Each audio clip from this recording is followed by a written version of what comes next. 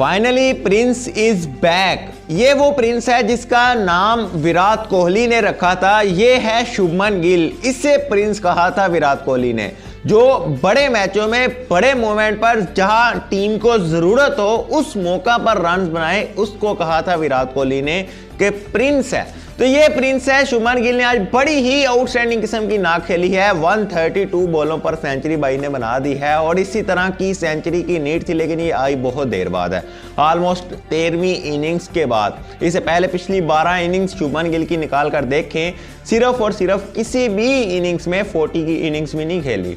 इतना कम परफॉर्मेंस दिखा रहे थे, लेकिन अब फाइनली वो बैक आए हैं। आज अहमदाबाद का किंग जिसे कहा जाता है, जिसे प्रिंस कहा जाता है, वो प्रिंस वाली इनिंग्स इन्होंने खेली है। आज एंकर रोल निभाया है, अच्छी इनिंग्स खेली है और डिफेंसिव अप्रोच नहीं अपनाया। 132 बॉलों पर जब आप 100 बनाते हैं तो देन आप बहुत अच्छी तरह की बैटिंग कर रहे होते हैं। इस वक्त इंडिया जो है वो ड्राइविंग मोड में आ चुका है। टी का वक्फा हो चुका है। टी के वक्फे तक 370 रन की इंडिया लीड लेकर जा चुका है, लेकिन इधर से 50-60 रन और चाहिए। अगर आप कहें कि भाई 400 से पहले इंडिया अगर 30 रन के अंदर अंदर आउट हो जाए तो फिर इंडिया के लिए मुश्किलात बढ़ जाएंगी, क्योंकि जैक क्रॉली साहब कल आए थे, उन्होंने कहा था कि ये गुड बैटिंग विकेट है, इधर चौथी इनिंग्स में हमें जितना मर्जी बड़ा टोटल मिल जाए वो चेज हो जाएगा।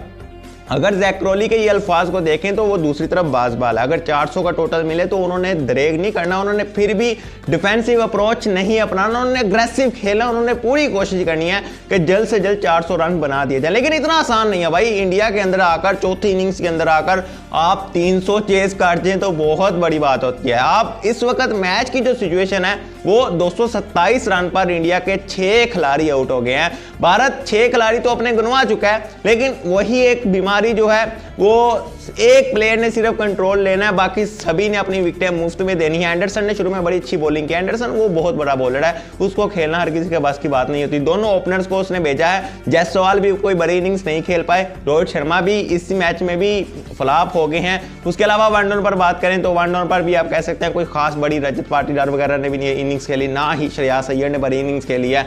अक्षर पटेल ने गो के 45 रन बनाए हैं, लेकिन इस वक्त जो है वो अश्विन और दूसरे एंड पर जो लगे हुए हैं वो बड़ी आउटस्टैंडिंग किस्म के भारत, ये दोनों ही लंबी इनिंग्स खेल सकते हैं। अगर के भारत पिछले मैच की तरह इधर 60-70 रन दे देते हैं तो इंडिया बहुत मजबूत पोजीशन पर आ जाएगा। लेकिन बॉलिंग की अगर बात करें, हार्टली ने 2 विकेटें ली हैं, एंडरसन ने 2 विकेटें ली है, रेहान अहमद और शुएब बशीर ने 1-1 विकेट लिया है। तो इंग्लैंड अभी भी बहुत ज्यादा हैप्पी है, वो बहुत ज्यादा खुश हो रहे हैं, क्योंकि इंडिया ने back to back 200 plus run हो चुके थे।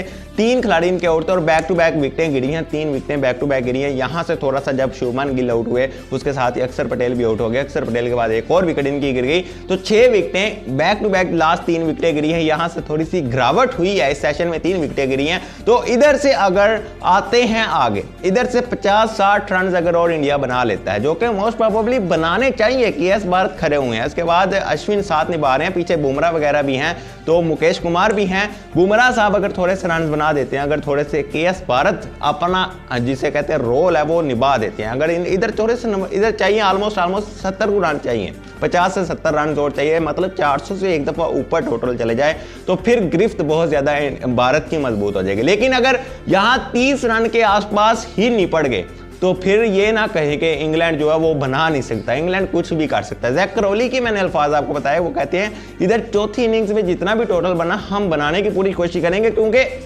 बैटिंग फ्रेंडली पिच बनेगी। इतनी खतरनाक पिच अभी तक भी नजर नहीं है। 1-2 बॉलें जो हैं वो शुएब बशीर की भी काफी ज्यादा, रेहान अहमद भी काफी ज्यादा घूम रही हैं, लेकिन अश्विन को खेल पाना ये बहुत बड़ा क्वेश्चन मार्क इंग्लैंड के लिए भी होगा। लेकिन फिर भी अगर 400 से नीचे स्कोर रहता है तो फिर इंग्लैंड के चांसेस हो सकते हैं। लेकिन एक दफा फिर अगर देखें भारत में तारीख क्या है, वो 300 भी चौथी इनिंग्स में चेज नहीं होता। पिछले मैच में हमने देखा था इंडिया की टीम चेज कर रही थी, 250 भी टोटल नहीं था और वो भी नहीं चेज कर पाए थे, वो अपने होम वेन्यू पर नहीं कर पाए थे। तो इस एतबार से अगर देखें तो इधर इंडिया मजबूत नजर आता है, इसलिए मैंने कहा ड्राइविंग सीट पर बैठा हुआ है। तो ड्राइविंग सीट अगर संभालते हैं और WTC का फाइनल है, पिछले 3 मैचेस में से 2 मैचेस आप अपने होम वेन्यू पर हारे हुए हैं, अच्छा मौका है कमबैक करने का, लेकिन इधर से केएस भारत को थोड़ा सा एंकर रोल निभाना पड़ेगा, थोड़े से रन और जोड़ना पड़ेंगे। लेकिन बैक टू बैक 3 विकेटें गिरी है, यहां से थोड़ी सी गिरावट नजर आई है, लेकिन फिर भी टोटल बहुत ज्यादा बन चुका, 370 रन की लीड, जो कि छोटी मोटी लीड नहीं होती। लेकिन एक दफा फिर अप्रिशिएट हम करेंगे